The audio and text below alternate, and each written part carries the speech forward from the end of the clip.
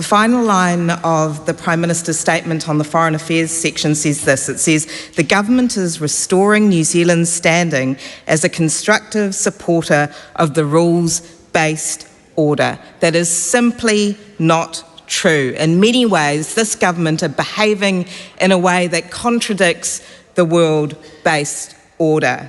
This is a government who have failed to join South Africa's legal challenge at the ICJ, despite joining it in the Ukraine-Russia case. Suddenly, the rules-based order no longer matters. This is a government who has failed to recognise Palestine. This is a government where the Foreign Minister has been publicly mulling leaving the World Health Organization. It's a government who in one breath say they stand up for human rights, say in one breath that they stand up for human rights, and in the next they abstain on a vote on the Golan Heights, which is completely out of step with our position. It's completely against the rule of law and completely against the way in which our Defence Force have been contributing to the region since 1954. It is a significant shift and one we should be concerned about. This is a Prime Minister who says he's concerned with the rule of law, but took several weeks to consider joining Trump's Board of Peace. This is a government who, when faced by mass human rights violations in Iran, has not spoken strongly enough to condemn those violations, has not asked for an independent investigation led by the UN. In response, we are seeing a shift in policy. We have gone from solidarity to silence, and from silence to strangeness. It's remarkable when New Zealand takes the podium at the United Nations these days, no one has any idea what we might say. Is that better for our ethics? No. But I would argue, Madam Speaker, that it's certainly not good for our security.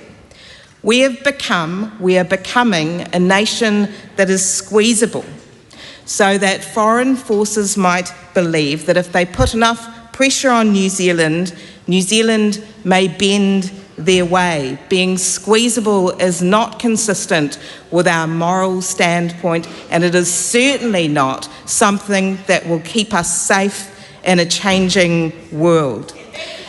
Now, in this world, we often talk about the left and right, but what the centre has protected for decades is our foreign policy position. But under this government, we are shifting. Make no mistake.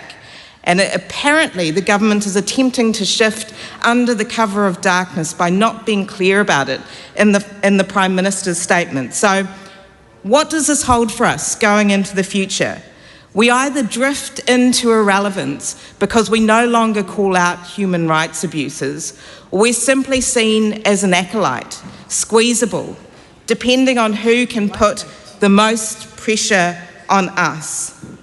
This year we have a chance to change the government, to bring back a government that we've seen for decades throughout New Zealand's history that stands for clear, principled, pragmatic foreign policy, but also foreign policy that is predictable on the basis of our values, that demonstrates that we are not squeezable. Now, this is a government, Madam Speaker, that is not only failing us internationally, it is failing us here at home, as we're seeing a generation of young New Zealanders leave to find jobs overseas, as we're seeing the Westies that I speak to unable to get doctor's appointments, unable to afford the fees that are $70 and upwards for many of them. We're seeing a government who have gotten rid of our smoke-free generation. And when I protested with doctors in Auckland early in the term, they called this a betrayal. This is a betrayal, and this is a government of broken promises. And come November, we will be changing this government along with the people of New Zealand.